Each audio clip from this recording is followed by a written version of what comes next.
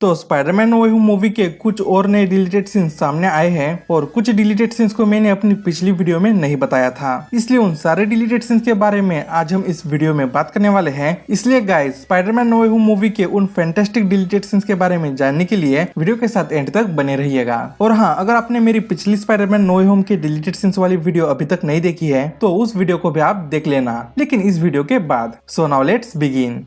Alternate Green Goblin entry scene.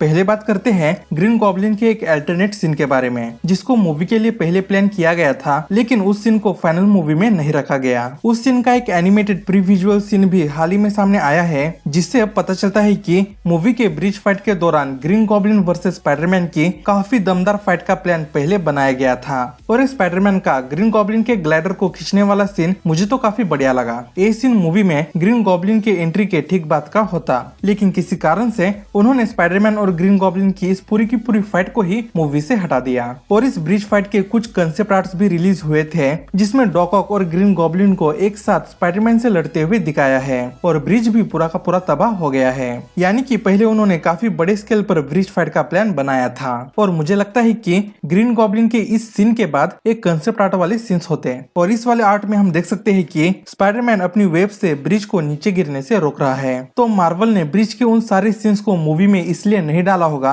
क्योंकि movie में Spiderman और ग्रीन गॉब्लिन के बीच ऑलरेडी दो फाइट्स थी, एक हैप्पी के अपार्टमेंट में और एक फाइनल बैटल के दौरान। और स्पाइडरमैन वर्सेस डॉक ऑक की भी फाइट तय थी, तो फिर डॉक ऑक और ग्रीन गॉब्लिन को एक साथ मिलकर स्पाइडरमैन से लड़वाना और पूरे ब्रिज को तबाह करना उन्हें शायद इरेलीवेंट लगा होगा, और उससे मूवी का बजट भी बढ़ जाता। इसलिए उन्होंने और एक फाइट को मूवी में डालने का प्लान कैंसिल कर दिया, मूवी को एज शॉर्ट एज पॉसिबल रखने के लिए। पीटर एंड आंट में फनी सीन। मूवी में ये जो सीन है जिसमें पीटर और आंट में जरा साइड में जाके नॉर्मन ऑसबॉर्न के सामने ही खुसर फुसर करे होते हैं, यही पर ही पहले और एक सीन होने वाला था, जिसमें पीटर आंट में को बता रहा होता कि दूसरे और कौन से विलन्स हैं, लेकिन पीटर को उन विलन्स के नाम नहीं पता होते, इसलिए वो उनके नाम उल्टे पुल्टे बता रहा होता आंट में को, electric man, dinosaur man, octopus man बोल के। There's a electric man, a sand man, there's a dinosaur man, there's an octopus man, and then there's this old man. Sorry. It's like it was so good. I knew that again, that's funny. So good. और इसी वजह से ये scene देखने में भी जरा funny होता, लेकिन कोई बात नहीं, उन्होंने ये सीन मूवी में नहीं डाला तो क्या हुआ, उन्होंने यहाँ पर बैकग्राउंड में नॉर्मन ऑसबॉर्न को डोनट चोरी करते हुए दिखाया है। लिटरली यार, नॉर्मन ऑसबॉर्न डोनट चोरी कर रहे हैं। ये चीज यहाँ पर किसने नोटिस की थी कमेंट्स में जरूर बताना। यहाँ पर ये चीज भी काफी फनी है।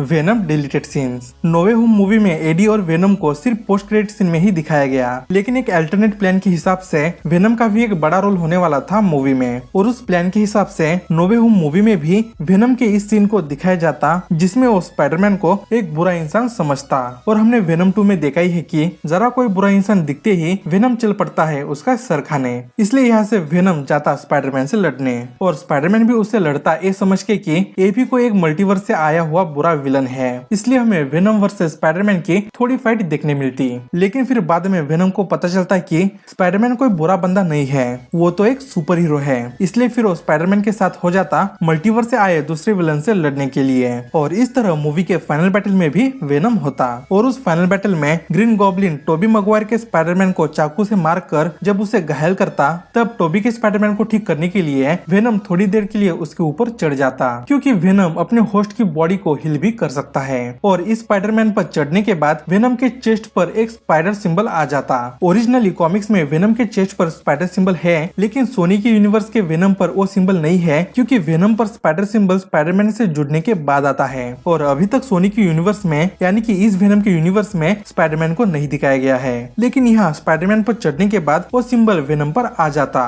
और उसके बाद वो अपने यूनिवर्स में वापस जाता। तो वेनम के कैरेक्टर का ये ओरिजिनल प्लान अगर वो मूवी में रखते हैं तो वेनम का एमसीयू के यूनिवर्स में आना बेस्ट दिखता, क्योंकि वो फिर अपने यूनिवर्स में स्पाइडर सिंबल के साथ जाता। तो सही में ये ओरिजिनल प्लान अमेजिंग था, लेकिन मूवी में ऑलरेडी कई कैरेक्टर्स थे, उन पे ही सही से फोकस करने के लिए उन्होंने वेनम के पार्ट को मूवी के स्क्रिप्ट से ही हटाकर उसे सिर्फ पोस्ट क्रेडिट सीन में ही दिखाया। लेकिन कोई बात नहीं, फ्यूचर में हमें वेनम वर्सेस स्पाइडरमैन की फाइट को जरूर दिखाया जा सकता है, और फिर तब सिर्फ इन दो कैरेक्टर्स पर वो अच्छे से फोकस करके हमें दिखा सकते हैं।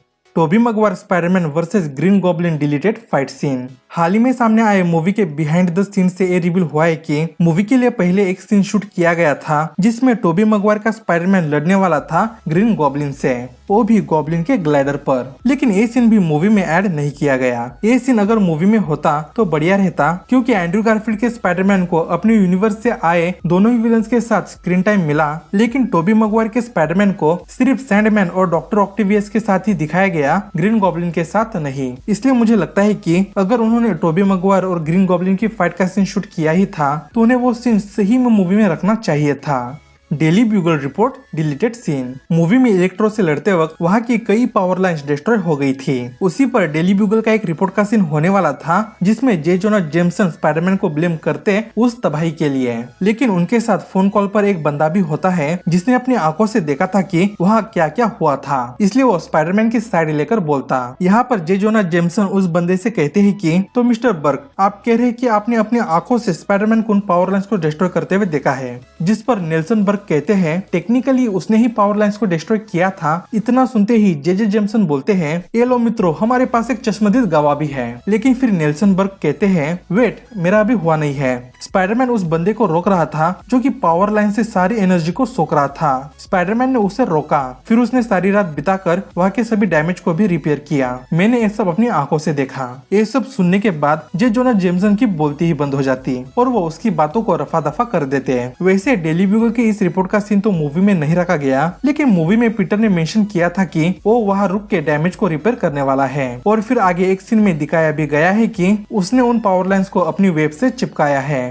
Deleted elevator scene. अगर आप सोशल मीडिया पर एक्टिव रहते हो तो आपने इस सीन को तो जरूर देखा होगा। 6 सेकंड्स का एलिवेटर वाला सीन मूवी में तब होने वाला था जब पीटर सभी विलन्स को हैप्पी के अपार्टमेंट में लाता है। इनमें से सभी विलन्स किसी न किसी तरह से उड़ सकते हैं। डॉक ऑक अपने टेंटिकल से बिल्डिंग पर चढ़ सकते हैं, यानी कि इन सुपर विलन्स को अपनी पावर से ही किसी बिल्डिंग पर चढ़ने की हैबिट है। और यहाँ पर इन सुपर विलन्स को ऊपर चढ़ने के लिए एक साथ मिल के लिफ्ट का इस्तेमाल करना पड़ रहा है, इसलिए ही ये मोमेंट इनके लिए ऑकवर्ड होता और हम ऑडियंस के लिए फनी। ऐसा ही एक एलिवेटर में ऑकवर्ड सीन स्पाइडरमैन 2 मूवी में भी था। ये सीन देखने में जरा फनी होता, इसलिए ही इस सीन को मूवी से हटाया गया, क्योंकि पीटर 5 सुपर विलन्स को अपने घर ले आता है जो कि आगे जाके खतरा बनने वाले थे आंट मे के लिए। इसलिए मूवी के क्रिएटर्स ने इस फनी सीन को मूवी से हटाकर इन विलन्स का हैप्पी के अपार्टमेंट में एंट्री का सीन जरा टेंशन भरा दिखाने का सोचा। और ऊपर से इस फुटेज में सैंडमैन का वीएफएक्स भी इनकम्प्लीट है, इसलिए ये भी एक रीजन है इस सीन का मूवी से हटने का।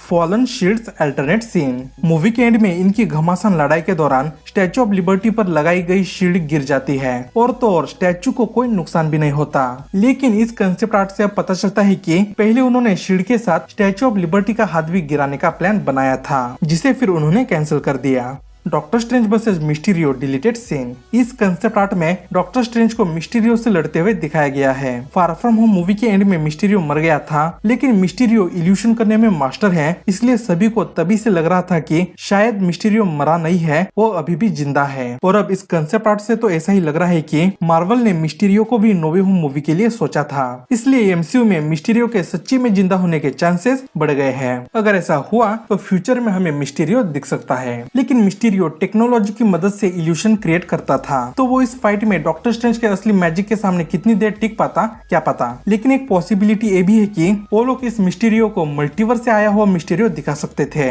जिसके इल्यूशंस वाले पावर्स रियल होते हैं। और इसके अलावा कुछ और कंसेप्ट आर्ट्स हैं जिसे मूवी के अल्टरनेट प्लान्स का पता चलता है, जैसे कि इस कंसेप्ट आर्ट में डॉक ऑक को अपने मशीनी हाथों से स्पाइडरमैन को जकड़ते हुए दिखाया है। ब्रिज फाइट के लिए उनके पास इस मोमेंट का आइडिया तो था, लेकिन इसे उन्होंने इस्तेमाल नहीं किया। ये सीन अगर मूवी में होता तो ये मोमेंट स्पाइडरमैन की कॉमिक मार्वल टेल्स इशू 224 के कवर का रेफरेंस होता। और एक कंसेप्ट आर्ट है ग्रीन गॉब्लिन के ग्लाइडर के अल्टरनेट डिजाइन का, जिसमें ग्लाइडर के सामने गॉब्लिन के टूटे मास्क को चिपकाया गया है। तो गाइज यही थे कुछ डिलीटेड सीन्स। इनमें से कौन सा डिलीटेड सीन्स आपको सबसे अच्छा लगा कमेंट्स में जरूर बताना। और हाँ, वीडियो थोड़ी सी भी कहीं अच्छी लगी हो तो यार प्लीज मेरे चैनल को सब्सक्राइब और इस वीडियो को एक लाइक जरूर करना, जो कि आपके लिए बिल्कुल ही फ्री है। तो मिलते हैं next time with more interesting content.